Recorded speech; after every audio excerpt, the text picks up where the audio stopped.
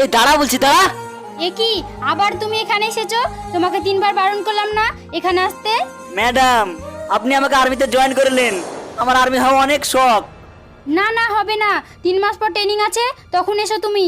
না ম্যাডাম, আমি যাব না, আপনি আমাকে জয়েন করে নিন।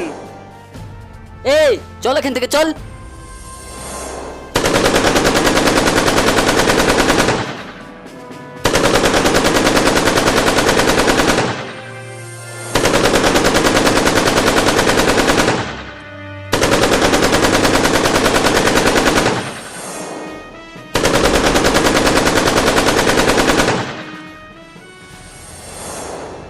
আরে এটা তুমি কি করলে?